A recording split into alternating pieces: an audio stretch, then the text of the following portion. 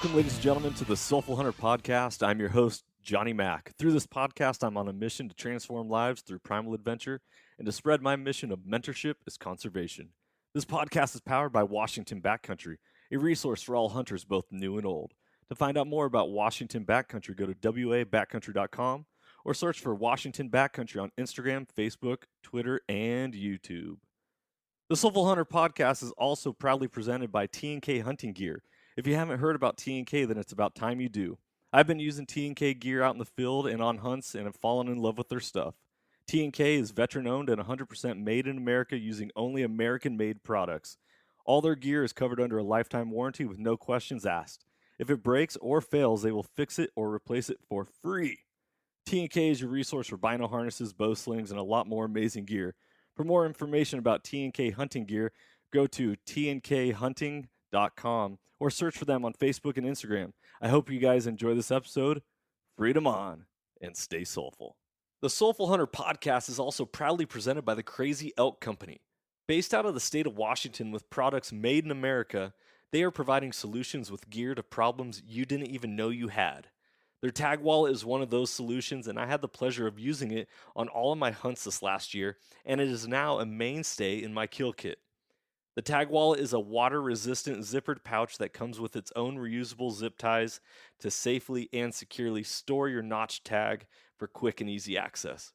For more information, go to crazyelkcompany.com and use the code SOULFUL with a capital S to save 20% at checkout. Be blessed, everyone, and as always, stay soulful.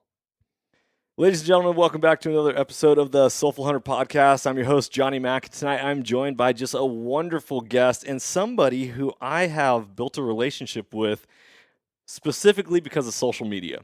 We peruse and browse pictures on social media. You'd never know exactly who you're looking at if you go to like the Explore page or different things like that.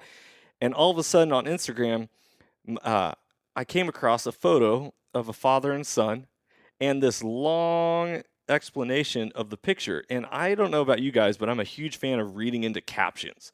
And the picture may be very interesting, but if the caption is just nothing, then I'm like, okay. I want to know. A picture's worth 1,000 words, but I also want some caption to go along with that picture. And when I started to dive into this Instagram post, I was like, whoa, this guy is someone who I need to have on my podcast.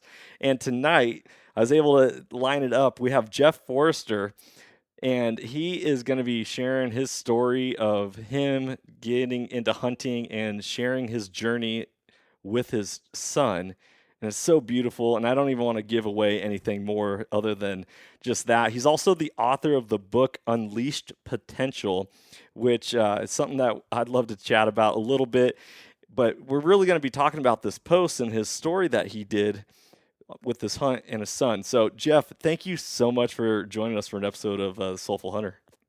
No, thanks, man. This is cool. I'm excited about talking about this. I love it. So, just to give some listeners a little background, I'm going to actually read the post that I saw that spurred on this conversation. So, right here it says, my son and I went on our first hunt together. To be clear, I am not a regular hunter and haven't been hunting since college with my cousins. The day started out early and we both were looking forward to it. The morning was chilly and quiet except for the mosquitoes. It was peaceful to sit there and watch the birds. I loved it because it was time alone with him without any of the normal distractions. We broke for lunch where Tony Cagg outdoors and his two boys just sat in the park and ate. I gotta scroll down to the rest of it, and ate sandwiches. Here we go. Ate sandwiches, told stories, and laughed a lot. Upon returning to our blind, anxiety and anticipation was high because it was our last chance to bag our prize. 3:45 p.m. Deuce spots a hog about 35 yards away, but no shot. So we watched and waited. It circles around, and from an angle, he never had a clear shot. And I'm not going to read the rest of this because I want you, Jeff, to tell the story and talk about the emotions of what it was like to be with your son, to get back into hunting and all of this. And so before we get into that story a little bit, Jeff, tell the listeners who you are, where you're from. So I'm up in the state of Washington and you are on the East Coast, but go ahead and give the listeners a little background on yourself. I'm the absolute opposite corner from you, diagonal. So I'm in Orlando, Florida. I'm a fifth generation Floridian, so there's not many of us that are around. I'm born and raised in Gainesville, Florida, which is in North Florida, and some people call that South Georgia, but it is Florida. I'm married to my wife Tammy. This year will be 15 years, and then my son Deuce is 12, and my daughter Lorelai is 10. Man, that's beautiful. That's beautiful. So, for all you listeners out there, when I started reading this and the story goes on, it sucked me in like a book. I was like, "Oh man, I got to get to the end of this." And there's more pictures to go along with the story, and it just kept going. I was like, "Okay, this is a story that needs to be shared because this podcast is all about transforming lives through primal adventure, and that transformation only happens when you have the courage and the willingness to put yourself in positions for that to happen, for that primal adventure to really transform your life. So, Jeff, take it away, man. What was it Yeah, like? How old's your son? he's 12. Okay, so was this Deuce's first hunt? It was, yeah. Oh, dude. So Yeah, go ahead. what's really cool about it was, so I grew up, my dad was an avid outdoorsman, big time hunter before I was born. And so we talked a little bit about this before we started recording, is when kids get in the mix, things change and work. And he was actually stationed in Alaska for 3 years in the 60s when they had that big earthquake. But he just always, I heard stories about what he did and how he hunted. And I always wanted him to take me hunting. And he just worked 6 days a week and just never took the time to take me hunting. He finally did, oddly enough, probably a couple of months before he was diagnosed with lung cancer. And then he passed away 8 months later when I was 18. And so, like, that went away. So I've had this yearning desire to have some sort of an outdoors connection with my son, even though, like I shared in that post, I mean, I hunted with my cousins in college, but it was more of a, hey, let's just go out and do something. I wasn't an avid hunter, wasn't a student of hunting and researching those things. So, what was great was a lot of that was rekindled when I had a neighbor move in. So I've always wanted to do it. I love guns. I love to shoot. And my neighbor, Tony Casiano, came in, and he is a massive hunter. He's an outfitter. He's a wild game chef. And I know you talk about mentorship. And so just through that conversation, a little bit of knowledge that I had really gained a lot of interest for me. And so through those conversations, the interest kept coming, and his son and my son are like best buddies. And so I finally was like, we've got to take him on a hunt. We've got to go do this. And so that was our Christmas present. He gave his sons the hunt. I gave my son the hunt, because even though I wanted to go, I wanted to learn when I went, so I could at least help him. So I would talk to Tony a ton before we even went, because we were in separate blinds. So I think I was looking forward to the day more than Deuce was. I think so. He was excited, but it was like, oh, cool. And I'm going, dude, I get to like go and take my son hunting, which is what I've wanted to do, for that, just that primal connection that a lot of dads and parents don't get with their kids, because you can do things with your kids. You can take them to the trampoline parks. You can take them to the theme parks. It's just not the same. I know you can relate, and most of your listeners can't. It's just not the same. Yeah, I would totally agree. It's so much fun. Well, a couple different angles on this. Number one, it's so much fun to teach your child something and to see their success and their growth, because you're like, I know what that experience was like. It's really fun. But there's like this magical side to learning something alongside with your boy, Yep. alongside with your children. And that bond is instantly connected, so much it's strengthened, because you are both in that exact same situation, and because we live a and life, and you also get to be the parent and watch the excitement. Like on Christmas morning, you're like, I know what I got you. I know the gifts you're going to be getting, but I can't wait to see your reaction and your response to all this. So I totally get it. keep. Yeah. So it was really cool. So we go out there. So again, I keep saying, so I'm going to stop saying that. So from when Tony was mentoring me and giving me tips, then I was passing those down to him because 12-year-olds, it's always, I know. I'm like, you don't know because I just learned this a few minutes ago. So I know that you do not know. Oh, my And it kids say was that all the time. all the time. I know. Okay, stop. And so for me, what was interesting, he wasn't doing a lot of that. I could tell he was really listening and he was paying attention. And the anticipation was starting to grow. And what was really cool is, and I don't know if you've noticed this with your own children, is his brain and my brain work very similarly. So from anxiety and worry and concern, I see it in his eyes. I can see when his brain starts to ramp up. So I want to set that stage because that plays a big vital part into this story. And so we go out and we sit there and it was beautiful. I mean, it was quiet. And what was so funny, and I'm sure every dad that's taken their son out or their daughter can relate to this. So we're sitting there and it's a raised blind, it's a box blind. And so we're sitting there and he keeps wanting to move. And he's wanting to move the gun, but every time he'd move, he'd raise it up and go bang. I'm like, dude. Like nothing's going to come around if you keep hitting the side of the box blind. And so we'd kind of laugh a little bit about that. And he'd give me that look. And so the morning went by and they said you probably wouldn't see much. So we went to go wild hog hunting. I don't know if we said that. Yeah, I don't actually know if we mentioned Yeah. that. So okay, that's Yeah. good to So it's know. wild hog. So the bang really didn't make that big of a difference. If it was anything else, we would have been done for the day. And so we go and we really didn't see much, but we wanted to. We really wanted to. And but we got to see the squirrels running around because in Florida you can hunt off of a feeder.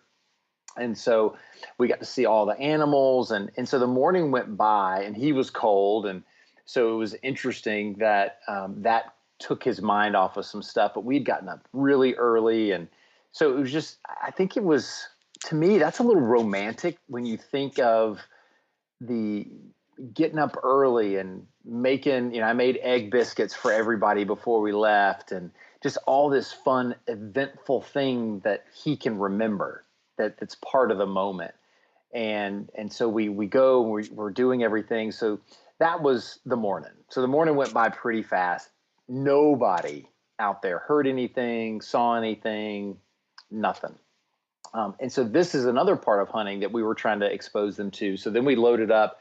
We're about 30 minutes from New Smyrna Beach, which is about 45 minutes south of Daytona Beach, just to give you some context. So we drive over because he finds a park near the water. So we go over there and we had packed lunches because we weren't going to go back into the blinds until 2:30.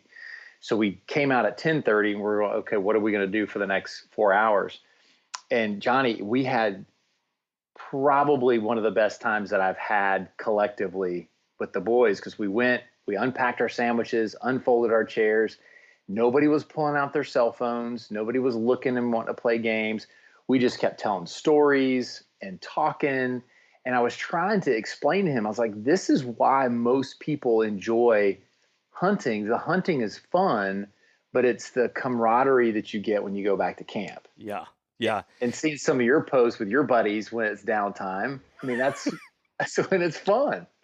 We goof around just nonstop. But yeah, it's the like, why is it so much fun to sit around a campfire? Because number one, like staring into the fire, the soul of the fire, but it's because you're also with your buddies, your pals, your friends, and the random. Typically, conversations go deep in those moments, and you start to reveal yourself and show yourself. So I love that. Keep sharing. By the way, this Yeah. also is adding clarity to me reading the post and being like, oh, they were hunting, but then they were sitting in a park eating sandwiches. And so, Right. like, That doesn't make any yeah. sense. Yeah. So keep, And keep going. yeah, so we went over there and we sat, and again, the weather was perfect. We set the chairs up in the sun. So Florida's interesting in the sense of if it's cool, and I mean, I'm sure it's the same way in Washington. It can be cool in the shade, but perfect and slightly warm in the sun. And so that's kind of where it was at, but it was more on the cool side, even in the sun. So the sun warmed you up enough to where it wasn't chili. Now, my chili and your chili is different. So we're in the 50s. So Yeah, it's a little chilly. It's the humidity, as they say. to- totally. And let me just, if you don't mind, I Yeah. went to Florida to visit, well, to visit the beaches, and I like met up with like a distant, long, extended cousin of the family, and I'm like just sweating, just nonstop. The humidity was getting to me, and I'm looking at like I'm gonna call him a cousin for sake of the story. Sure. I'm looking at my cousin, and I'm like, "Do you not sweat?" And they're like, "No, if you're like second generation, third generation Floridian, you're just used to it and it doesn't bother you." So it's funny that you're like, "Oh, it's 50 degrees," and I'm like freezing. It is the humidity, totally gets you every time. Yeah. And I don't care what anybody says, you never get used to the heat. Sorry. Yeah. It just doesn't happen. You just can't. When it's hot, it's hot. So we sat around. So it was that time. So we left and we went back. So we were about 30 minutes away from the camp. So we drive back and we get there, perfect time. And so we thought they were going to move us and put us in different blinds. And so there's something psychological about going back to the same blind that you saw nothing at that same morning. So first they said we were going to go to the swamp, and then we got there like, no, we want you to go to grassy. And then my son looked at me and went, that's where we were this morning. And I was like, dude, we're fine. So he walks us in. We get in. They're like, we call this the kill stand because everybody always gets a shot. Just hands down, it always happens. And so we get in there, and I can already tell his anxiety level's high because there's a finish line. Because when it gets dark and it's go home time. Yeah. And so the anticipation is really high. Where in the morning he was calm, he was cool, I was too, and you could tell he was getting more amped up. And so we'd sit there and he'd chit chat, but then he started getting tired, had the food crash from the cookies and the sandwich and all that stuff. So I was like, well, just close your eyes if you need to close your eyes. And he couldn't really get comfortable. And the whole time I'm sitting there and I'm looking at him and I'm thinking, man, I would love for both of us to get a hog today. And I thought, you know what, if I don't and he doesn't, I know he's going to be disappointed, but it was worth every dollar to get to spend all day next to him without any interruptions and have this moment. And so that was like that moment of clarity, because I've always like mentally I have tended to be more in that fixed mindset, negative, and why don't I get one? And I really want one, and that kind of process. But over the years of just a lot of work on myself, I realized just enjoy the moment that you're in. Enjoy the fact that I have the privilege of sitting here next to him when I know that when my dad was like at the end, he was telling my mom how much he regretted not having the chance to take me hunting more, teach me how to use power tools more, all those things. I was like, I'm not going to let that happen. And with my career, I had gotten into that working zone. So I was really soaking this thing in. And it got emotional for me just to think about the opportunity that he and I have, that at 12, we can start something together. Like, and you said it earlier, that we can learn along the way. He can teach me some things, and I try to encourage him. I was like, instead of watching Minecraft YouTube videos, watch some hunting videos and see what kind of tips you can get, or gun safety, or just anything that would help increase your knowledge and not rot your brain. Right. And so we sat there, and so as the day progressed, it was, you could just tell he's just like, I want one so bad. So this is where I could just feel his brain ramping up and starting to spin, like, I'm not going to get one. And it's that, oh, woe is me. He was already resigned to the fact we'd only been sitting there for like 45 minutes. Yeah. And he goes, they put us in this blind again. We didn't see anything this morning. We're not going to see anything today. And I could just tell that just kept circling in his head. So I kept trying to just change the subject a little bit. And so we're sitting there, and then all of a sudden, fast forward, it was 3:45, and I look out and I see something, and he sees it, and he kind of taps me, and I look, and sure enough, it's about 35 yards out, but it's behind these two trees. And so he's looking through the scope, and he's like, I can take the headshot. And I was like, no, Nice. you're not taking the headshot. He's like, the crosshair's right between his eyes. I can do it. I can do it. Dad, I've seen this on video games before. I Yes. know, like. He's like, I've got a sniper rifle right now, Dad. I was like, stop it. I'm like, no. And that's when I reverted to what the guide had told us and what my friend Tony, I was like, just wait broadside, because you have more room for error if they turn broadside. Because we were using, I had a 223, and he didn't want me to use it because he's like, that thing's just going to go right through it, and I can't guarantee we'd be able to find it if it fell. And so I rented a 308 from him. So he's like, if you hit it, it's done. There's no problem. Yeah. And so I was like, so wait for it broadside, because then if you get the shot, and it's not that far, so he's not going to have a problem with a scope. He's going to hit it somewhere. But I was like, buddy, just wait. So it circles back around, and the way the blind was set, he was on my right, and if you looked out about 15, 20 yards max, there was a group of 4 small pine trees. And so from my vantage point on the left, I looked diagonally, and the hog never looked like it cleared the trees. So it was standing behind that little patch of 4 trees, and then just 6 feet in front of it, wide open. It's where the feeder is, everything.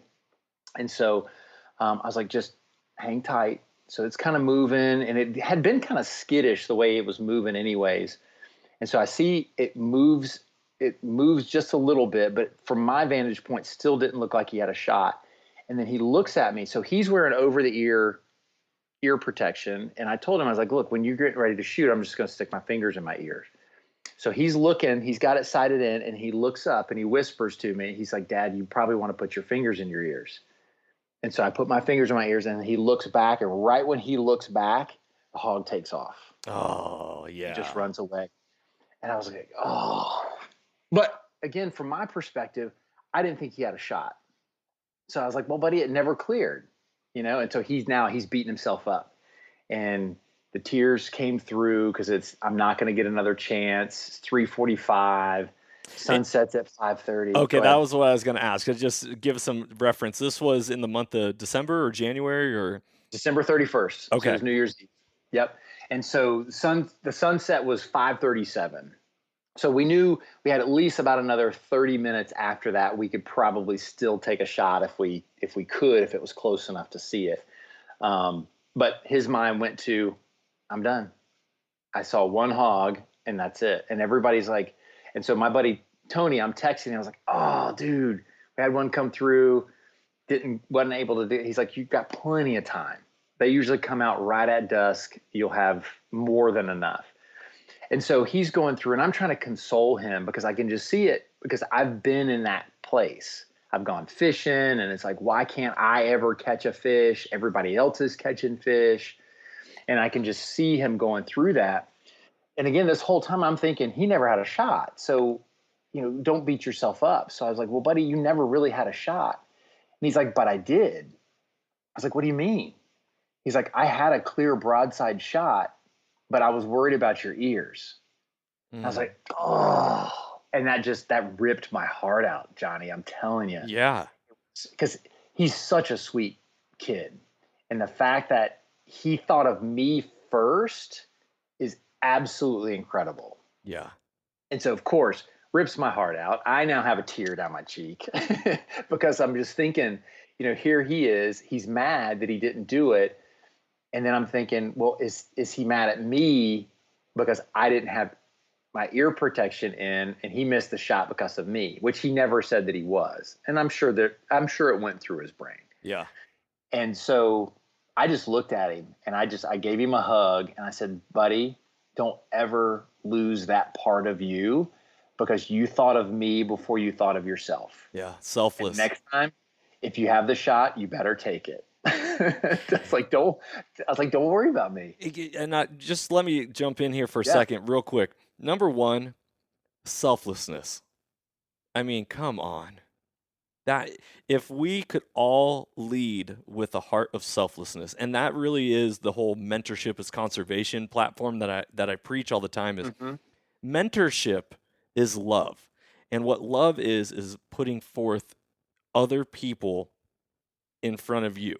And so for him, has he ever shot anything before? Like, this is his first No. hunt. Yeah. Yeah. And so I can only imagine, because being an adult onset hunter who's been in that situation and being like, all I want to do is get my first animal, like break the ice. I just want to release that emotion and experience it and take it all in.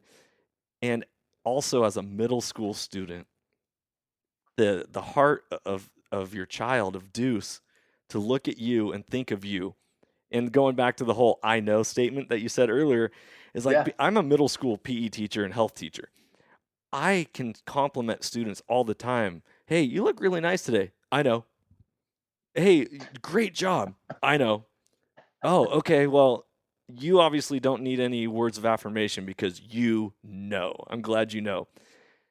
The the tenderness, though, the real, this is, and all you listeners out there, it doesn't matter the age.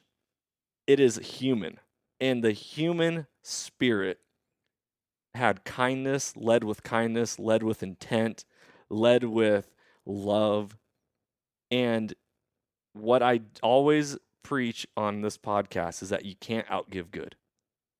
And No. so your son, Deuce, bless his heart, he put you first. He said, I am not going to do this to my father until his ears are protected. He looked out for you before he could squeeze that trigger. He gave good to you, and you never can outgive good. And I don't want to steal the story, so go ahead and take it. But Yeah. I want to just recognize your son for the selflessness of that act, because it it may not come around right away, but everything always comes around full circle. Yep. What you put out into the world is what you're going to get back. Right. And what's incredible about it is the fact that the impact it had on me, the impact it had on you, is here's a 12-year-old that is going to impact other people. This story has really had legs of its own, in the sense of that people just go, wow. And it makes adults take pause of going, would I do that? Yeah. We all probably would have taken the shot, and he would have like, dude, heads up next time. Like, not my problem. Right. We probably all said that Right. before. Oh, sorry And about your so, ears. I only had that one moment. I had to yeah, take it. I had to get it, man. I had to get it. Yeah. You should have thought of that beforehand. And so it was that moment. It was incredible. I mean, I had to console him, and I just kept telling him, and I could tell. And when I told him, I was like, honestly, Deuce, I know you wanted to take the shot. However, I'm so proud of what you just did. Yeah. And I said that beyond anything else is just amazing. And so he thanked me. And I think it consoled him to some extent of, wow, I didn't really realize that I did that. But that's kind of a big deal, because Dad's making a really big deal about it. Yeah. And once again, I just want to say this is that this is the transformation that happens through the primal adventure. Is you may not even realize and have the self-reflection enough to know what's happening, but as soon as you either have a counterpart, or say you, his father, or a hunting partner, or maybe you get done with the hunt and you return home, when you can reflect back upon that, you realize, like, wow, my true heart came out. Oh, I changed. I transformed. Like, this, it's not about the kill. Hunting is not about the kill. It is a Mm-mm. part of the story. It is a part of the hunt. This is the transformation. And then why I wanted to get you on this podcast so much, because This story is quintessential Soulful Hunter, and I love it. So keep going. This is beautiful. Yeah.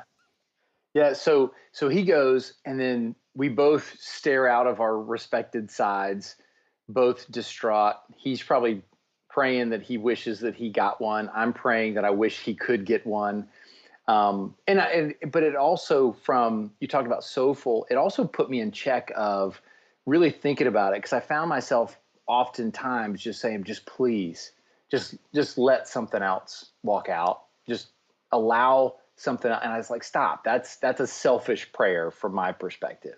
It was more of, then I shifted, and it's like, just comfort his heart that what the reason why he didn't get it was for good. It was for the right thing. Just give him peace in this moment, give him confidence in this moment, which was helpful for me as well.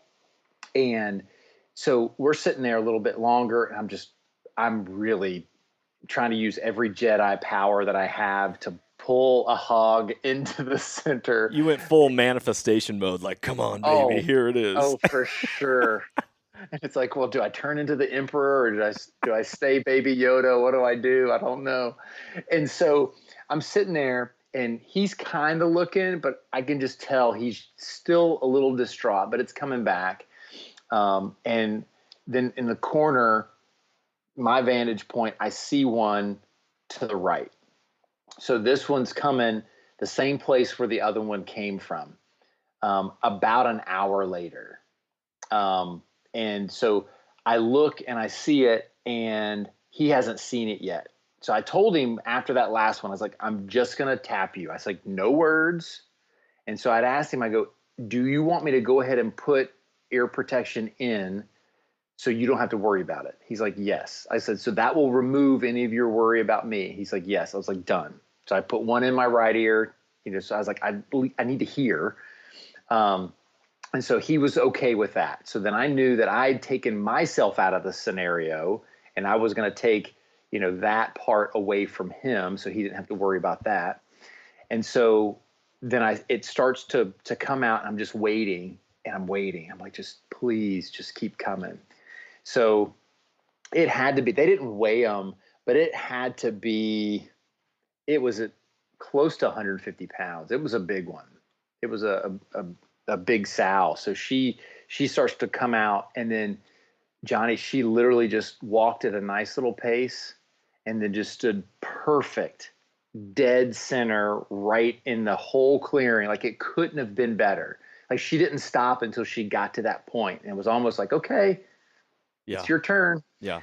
And he pulled the trigger, and it pushed her over a little bit, and then she turned and took off south. And so my whole job was, I'm watching where that thing's going.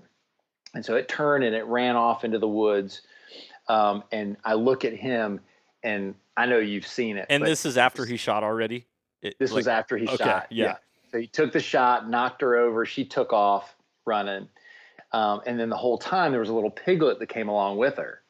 And so I thought, well, if he sees that piglet, there's just no way he's going to, want to take the shot, because now you got a baby there. So he takes a shot, and he goes, and he's elated, massive smile on his face.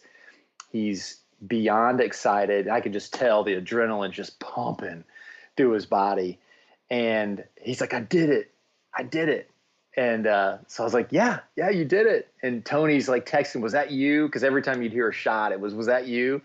And I was like, yeah, Deuce just got one. So he was real excited. And so we text the guide, and he's like, do you want me to come get you? Or are you fine? I'm like, no, it's my turn. So I'm like, you just wait. We'll wait it out. And Deuce just keeps talking. And so one of the things that I told him that we were going to do is, after the shot, and afterwards, we were going to say a prayer, because we took a life, and I want to teach him respect for the moment, and not, chest bumps and, all this stuff. It's like, look, this is a big deal. And so we enjoyed that moment. And it was incredible. I thought he handled himself very well, very respectful. He was just really excited, which I completely understand. And that was worth the entire day. Yeah. And of just everything that happened. And here's him again. Then he looks at me, he goes, "Okay, Dad, now I'm your spotter." So Mm, like he was ready just to hand it over, and it's like, it's your turn now. yeah. And it was cool. It was really cool. So I multiple questions. Number one, did you end up shooting one? I did. So less than 45 minutes later, he spots two coming directly towards us. So I wasn't really sure what they looked like. One was multicolored black and white, a little smaller, and the one behind it was black, and it hadn't presented itself, so I didn't really know which one was bigger. So the white and black one was probably 75, 80 pounds. And then the one behind it was probably more like 175. And as soon as it turned, I'm like, that's the one I'm going for. Because Ah, at this point, I just wanted a big one. I mean, I would have taken either one. But he was excited because now he's like pointing it out. He's doing his Call of Duty hand signals to me. And so it turns, and it's now where Deuces was going. So if you're looking, I don't know if you're stared at your phone from right to left, mine was coming in from left to right. yep. And so it comes in and then it turns and goes right. And so it got right underneath the feeder. And then I took the shot, and kind of the similar fashion, it just kind of pushed it over to the left, and then it took off. And here's what's incredible. So right when I took it, the guide had texted me before. It's like, just sit tight. You're okay. You're going to hear me drive behind you because I've got to go to the other stand. Right when I took it, he was right behind us. So he walks up. And so he goes out there and he's like, just sit tight. Dakota's going to come back. And he goes, just tell him it's right here. So they both look like, I thought they ran the same path. So the other guide comes in. He has us come down. We walk out there. No lie. They fell 10 feet from each other. Like it was meant to happen, right? Uh, yeah. Yeah. I mean, because Deuce's was off to the right and mine was 10 feet diagonal to the left. Because I had seen the one to the left, which I wasn't sure whose was whose, but I knew they both went in that same general direction. And then the guy was like, "Are you kidding me?" I was Yeah. like, "What?" He's like, "They're like 10 feet from each other." And and so it was really cool. So he was excited to see it and relish that. And then we waited for our other friends. And that was the other cool thing, is you get just as excited when other people have success. Yes. Fortunately, it was easier for us because we had our success. But even if we didn't, we would have been really excited for them as well, because it's just that moment. You know what that feels like. Totally. And this is goes back into my whole mentorship as conservation platform. I love hunting. I love shooting animals. I love bringing home meat. I love watching someone else fulfill their own soul and their own purpose and desires through it. It's just as much fun. It is a win for one is a win for all. And that's Mm-hmm. really how I look at the whole mentorship aspect. Is when I go hunting with my hunting partner Tony, it doesn't matter whether he shoots the animal or I shoot the animal, or if we're bringing a new person and they shoot the animal. Like, it doesn't matter. When one person gets that opportunity, it's a win for everyone, and it transforms lives once again. Is Deuce hooked on hunting? Is he like, this is He is. So yeah. So here's what's funny. No, he's hooked on shooting and killing something. So I had to. He's like, "Dad, when are we gonna go again?" And I was like, "Well, buddy, kind of expensive to go on guided hunts. We're gonna have to figure out some other things to do." But I said, "Remember the 10 hours of the day that we didn't see anything?" He's like, "Yeah." I go, "Talk to me about that." He's like, "That was pretty boring." I go, "That's hunting.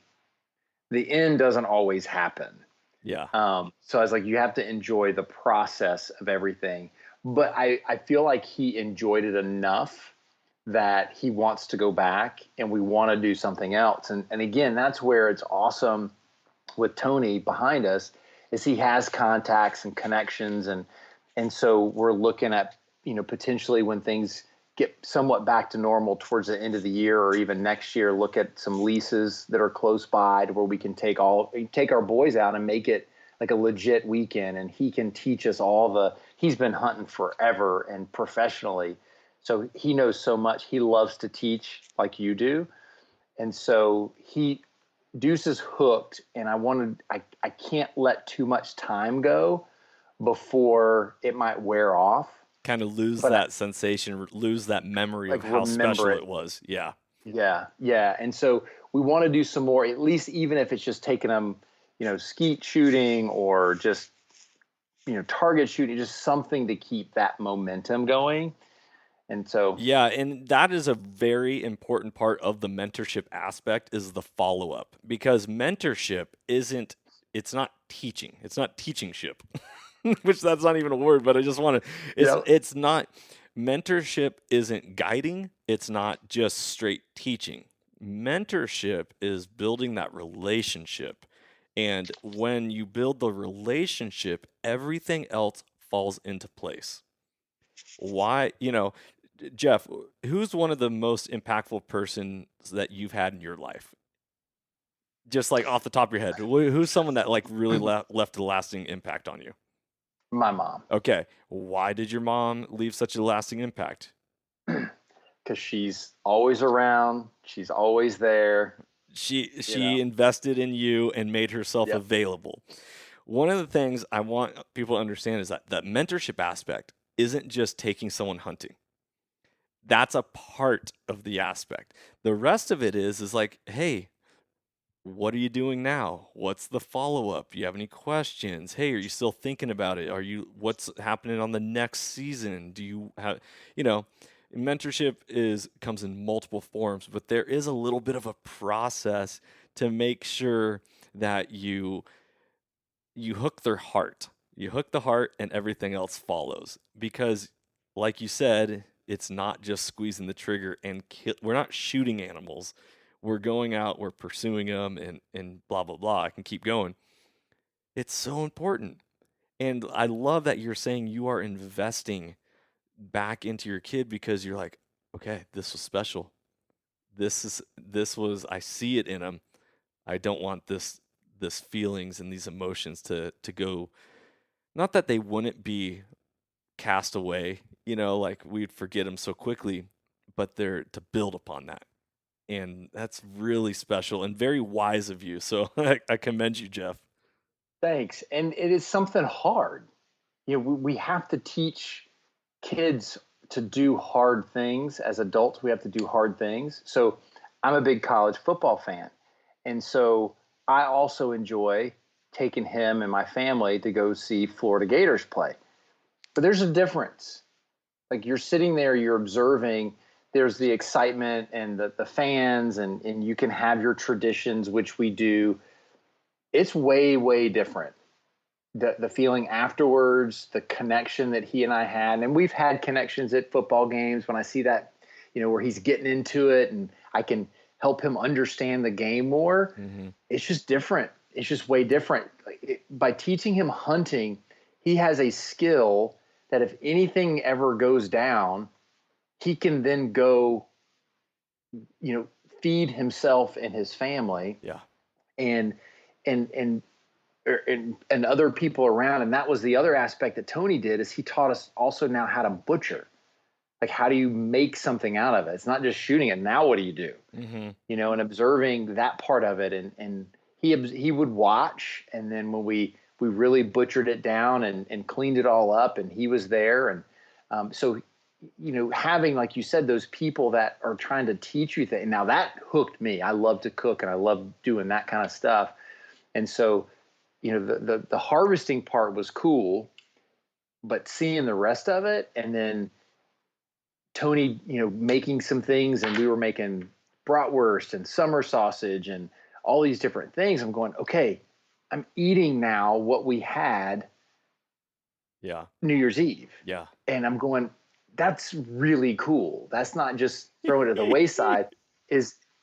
We had 3 hogs because both of his sons shot one each, but one of them, it turned right at the last minute, got shotted, and they couldn't find it because it was really dark.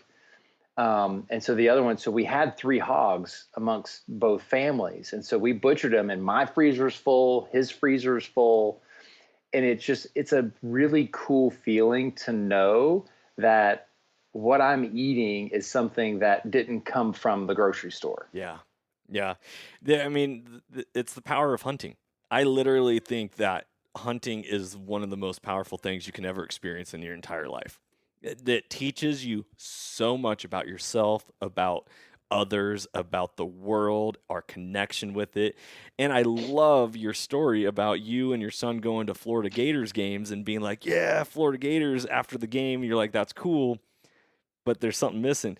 That is the difference between being an observer of nature and a participant in nature. And that's the difference between people who love to backpack, which I loved, but there was always like, there's something more out here that I'm missing. And when I took up being a hunter, my soul was fulfilled, and Hmm. it went full circle, and it's beautiful. So what's the future hold in store for you and your son? I don't know. I'm hopeful that I still will have the ability to maybe make it a yearly hunt, at least do a hog hunt yearly, because it, even if it just for him, and I just go and maybe every other year we trade off. Um, but one of the things that I want to do is, I've been talking to Tony. We're going to try to do some hunts and just try to figure out what the year looks like. I mean, COVID's messing everything up for travel and what that looks like. So I know I want to do some stuff. I know he wants to do some stuff. So we just got to figure out what will align with schedules and all that fun stuff. So we're looking forward to doing something. And like one of my big things that I'm going to do an elk hunt one day. Like Yes. it's like I've got a vision board. It's taped right here. I've got a big picture of an elk right there. And, listening to, some of your other podcasts, that's something that I may go and spend a lot of money and not get one. Yep. And to me, I think it'd be more of just enjoying I keep looking at the picture. That's what I'm looking at, is just enjoying that moment of going and then potentially being able to get something and just sit there and, watching Meat Eater and Steve Ranella just sitting there and just looking out over this area and just hoping he spots something and then spotting something and packing it out and all that, and the stories that come from having to field dress it and then put Uh-huh. 200 pounds of meat on your back and haul it out 10 miles. It's the beauty of it all. It's the beauty of it all. I love it. Well, I'd love to have you come out west sometime and connect with you, and who knows what could go down in the future. As long as we're That'd be open to awesome. it. That's one of the things I've learned is like being open to receiving whatever the world has in store for us, because things happen for us. They don't happen to us. So, That's right. Jeff, I love it. Dude, thank you so much for joining us for an episode. This story was powerful, man. I sitting here listening to it, I'm like, yes, yes, give me more. And if more people would share their experiences the way you did, this world would be transformed even more, because there's so much power through hunting that happens each and every day that non-hunters and anti-hunters don't they they have veils over their eyes. They don't understand. They don't see it, because there's some things in life that you cannot see to understand. You have to experience it to understand. Agreed. Yep. And hunting is one of those. So I'm really excited to I haven't read your book yet, but Unleash Potential, and just hearing your story, I'm like, dude, your story is unleash potential. That is like you could write a book just around the story. So I really appreciate it. How can listeners get a hold of you and get in contact with you, or even how can they find your book? I think the best way, if you want to follow me, is on Instagram, like you had found me. And I tried to be pretty simple with the way my tag is. It's Jeff and then the number 4 Esther. So Jeff Forrester. So that's my name. And then if they want a book, they can DM me there if they want a signed copy, or they can buy it off of Amazon. I love it. I love it. Listeners, go check out Jeff. Expand your horizons. And one of the things is, when you expand your horizons, you're never you can't even imagine what good is in store. So don't be afraid. You can't outgive good. Mentorship is conservation, and hunting truly, as Jeff shared, has the power to transform lives through primal adventure. Jeff, thank you so much. God bless you, man. Thanks for being on this show. Listeners, go follow Jeff. Check him out. You can read what he actually posted on his story. You got to scroll back in the timeline a little bit for a January 1st post. However, give him a follow. Everybody, freedom on, and as always, stay soulful. If you enjoyed today's podcast, I'd love it if you could go ahead and give this a rating as well as subscribe. Also, you can check us out on Instagram under the Soulful Hunter Podcast. Make sure to tag us in pictures and posts and use the hashtag Soulful Hunter. To find out more about the Soulful Hunter Podcast, go to soulfulhunter.com and be sure to follow the podcast as we are going to be bringing you a lot of great information, insight, and changing lives through primal adventure. I look forward to connecting with you on the next episode. Stay tuned and stay soulful.